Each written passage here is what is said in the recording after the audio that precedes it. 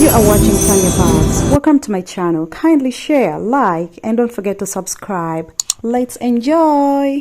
Bani mbabuulira ki leero Tanya yanyaniriza okubanga mbeera mubuuza ebibuuzo bino kubanga omukyalo ono ye principal wa Rapport Vocational Training Institutes.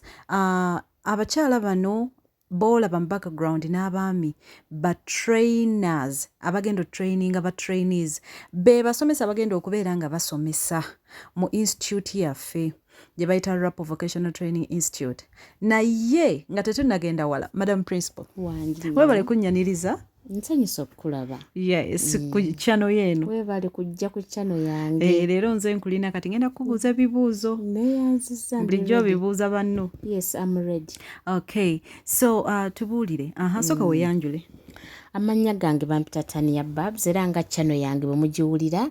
Nze principal wa Rapport Vocational Training Center bannange mbaaniriza.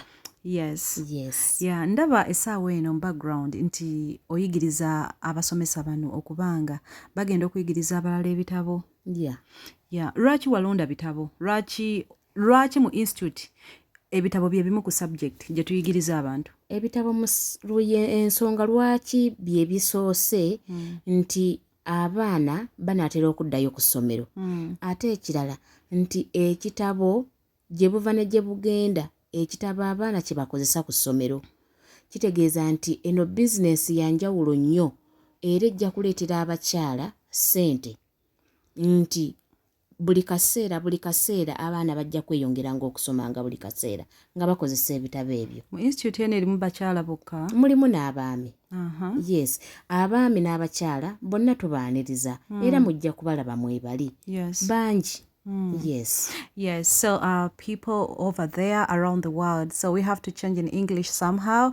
Yes. Our institute, Rapport Vocational Training Institute, is opening up just this month, Jan. Yeah. Yeah. So we have to train trainers who are going to train trainees. Yes. Yeah, all students, just name them. These are charity institutes that we have. Our Yes. Rapport Vocational Training Institutes are totally charity institutes. We have one in Kampala, we have one in Lira. Now we opened one in Jinja, yeah, Kangulumira, Kangulumira stroke Ginger cluster. Yes. Yeah, exactly. So guys, we are so happy that the ladies are going to learn and the gents as well, plus the youth. They're going to manage to take care of their families, put food on their table, take care of their children. It's literally amazing. But right now, I've hosted, this channel is not my channel. This channel belongs to Tanya Barbs. I've hosted her on her channel to tell us exactly what they're going to be doing in this institute. Have they paid any money at all? No, only that they have paid the membership fee. Membership fee. How Only much is that. that? Only 10,000. 10,000. Yes. So 10,000 makes them a member. Yes. And then approximately how many do we have in this institute? We have like 50 now. 50 women. Yes. Yeah, tell us exactly, what do I have to do to be part of Rapport Vocational Training Institute? You just have to come and register yourself Yeah. to the office. You have to have that membership fee Yeah. on 10,000. Yeah. You have to be with Rapport ID. Yes, that's it. And a letter from the LC Yeah. and the photocopy of your ID.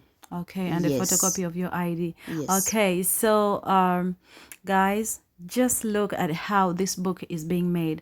Now, I just want to know, how do you make these books? For goodness sake, just I see you with a needle as if you're sewing a cloth. What is that? Yeah, that is a needle. Okay. We use that needle to make that book. Okay. Yes. So we put papers together. We put papers together, Yeah. then we start sewing. Okay. How many booklets are supposed to? Okay. Which choir is this? 3 choir. Okay, guys. Books are sold in choirs, but then I Yes. want to know how many choirs will be taught in our institute. Yeah, we shall be teaching them from 3 choir, Yeah. 2 choir, Yeah. and 4 choir. So right now, what is this gentleman in the background sewing? 3 choir. 3 choir. How many Yeah. booklets are supposed to be in a 3 choir book? 5 booklets. 5 booklets. And how many papers in each booklet? 6 papers. 6 papers. Yes. Oh my God. It's quite amazing. Guys, to me, it's very hard sewing. But when you learn this. Yeah, it's not easy. Yeah. But when you learn it, it's very easy. Okay, kati kyembadde mbagamba bannange si byangu okutunga ekitabo kino. Lengera empiso bw'agiyisa nze aweeba yanfumise dda. Yeah, it's too scary, but very easy to handle. Okay. Yeah. So how are the ladies and the gents plus the youth going to benefit from this? Yeah, they will be having space at their homes. Yeah, so that you can make it from your house. Okay, so meaning they're going to benefit by making their own companies. Yes. Okay. You sell them, you get money. You get money. Yeah. Okay. So katuddeko mu Luganda wali abantu bafe abagala okumanya ebintu bino kubanga kati abakulaba bangi era nga tebajja kutegeera biki bye twogera mu Luzungu. Yes, nga baagala nnyo okwogera. By the way, njagala nnyo okwogera olulimi lwange Oluganda. Kirungi. Yes. Obutazisala olulimi lwo. Kati tubuulire. Kyo kigenda mu maaso awo. Kati awo tutandise okutunga. Luli twabadde twarenjinga nga bwe tugenda okubitandika okubitunga, twasoose kufunya mpapula ne tuzifunya bulungi nnyo ne tuziteeka awo ne tumanya nti ekitabo kyaffe tugenda kutunga kwaya 3. Ebitabo bino bitambulira mu kwayas. Kitegeeza nti bw'otunga kwaya 3 tunga kwaya 3. Bw'otunga kwaya 4 tunga kwaya 4. Bw'oba otunze kwaya 2 tunga kwaya 2. Okuggyako ng'oyinayo kwaya gy'oyagala, eyo tuba tulina kukola oda mpya. Okay. Yes. So ebitabo bino ndowooza bikolebwa like abaana babikozesa mu Uganda yonna. Mu Uganda yonna. Tewali wootasanga black book eyo. Abantu abasinga bonna ze bakozesa. Y'ensonga lwaki bitambula nnyo, bireeta ssente, materials baziseera nti abantu bazigula nnyo. Nnyo ziri ku katale. Omuntu ali eyo kanyooma emirimu obadde omuwa magezi ki? Bambi tonyooma mulimu. Tewaliwo mulimu mubi. Buli mulimu gwonna gw'osobola okutuusaako engalo nga gusobola okuyingiriza 10 mu nnyumba, kubanga obugagga tebujja nti essente ozikutte ziri awo za muzindo. Nedda, osonda 10. Ekitabo ky'onootunda 3,000 ojja kwongerako n'3,000 endala ng'ezowezezza 7. Kitegeeza nti ojja kubanga buli kaseera oyongerako. Ekitabo kimu oyinza okisanga ku 3,500 oba 5,000 oba 4,000. Wonna buli muntu atunda bbeeyi ye gy'alaba. Engeri gy'aguzeemu empapula ezo ky'osinziirako, kubanga material ezikola ebintu ebyo nnyingi. Kati omuntu wamala okusiba ekitabo ekyo nga bw'akisiba bw'atyo, ki ekiddako? Ekiddako kibeera kyakuteekako boodi. Oba omaze okukitunga nga kiwedde, oba ogasse booklets ezo ziba ziwedde ng'ozitunze bulungi nnyo, ekiba kisigaddeyo kubeera kuteekako boodi. Okay. Yes. Era step tugenda nga tuziraba mpola. Bwe tunaamala awo okutunga era mugenda kulaba engeri gye kigenda kiddiringana nti eno step tugimaze, tuzze ku step endala. Ogenda oteekako omutendera oguddako paka ekitabo lw'okimala. Okay. Yes. So abantu abali eyo nga talina mirimu obadde omuwa magezi ki? Bambi keera ku makya genda onoonye emirimu. Ffe twaniriza buli muntu, oba wasoma oba tewasoma, gwe kasita okuba ng'omanyi omukono gwo nti gusobola okukola, oyina amaanyi mu ggwe. Yes. Kaki akabuluko okutte? Akantu ako bakayita binding cloth. Akantu ako ke kanyweza ekitabo ng'omaze okukiteekako byonna nga biwedde. Gwe mutendera ogusembayo olyoka ogenda okisale kifuuke ekitabo ekijjudde obulungi. Yes. Kati oyo nkozesa glue, paper glue. Yakwata akantu ako ke tuteeka emabega eno, ke kakwata empapula ezo, ke kakwata boodi, ke kakwata n'ako kamabo akapapula ako ke tuwandiikako amannya gaffe. Mabo ke kapapula ako akasembayo waggulu ako koolaba, tukabikka ku boodi. Akakaliko ekigambo counter book. Yes. Akabise ku kitabo ekyo ekitudde wansi.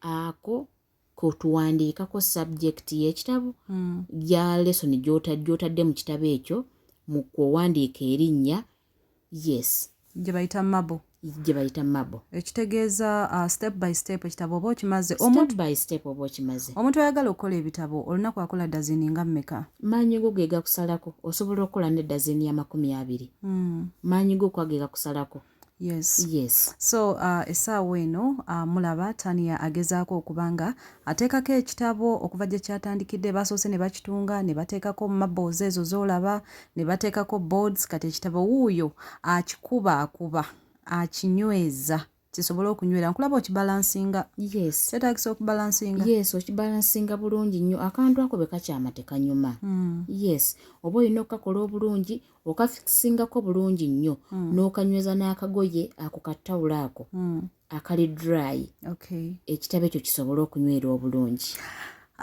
mwebale nnyo mwebalire ddala okuva gye mwatutandikidde okutulaba bannange mwebale nnyo abatulabye mwebale nnyo n'abakyatunoonya mwebale nnyo okutulaba mweyongere okutulaba bannange thank you so much for watching thank you please subscribe like share buulirako muno kola buli kimu ekyetaagisa okubanga opromotinga channel y'omukyalo ono ate si kupromotinzi channel yo era making sure nti okola otya oyiga ate okole okutambula okudda kukola mbadde manyi kunyumya nedda eyo si ngombo yaffe okulaba okutambula kulaba okudda kukola febwettu bwe tugamba by the way Tania wangi webale nnyo webalire ddala okubangula bannayuganda bannange mweyongere okubanguka mukolere ssente mu mayumba gammwe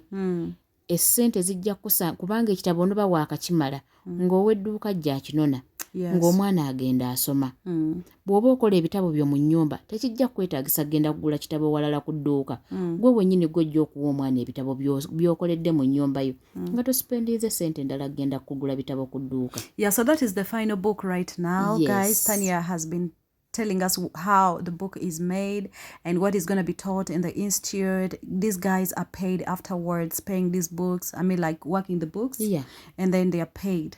So thank you so much for watching. Until next time, see you in the next video. Bye-bye.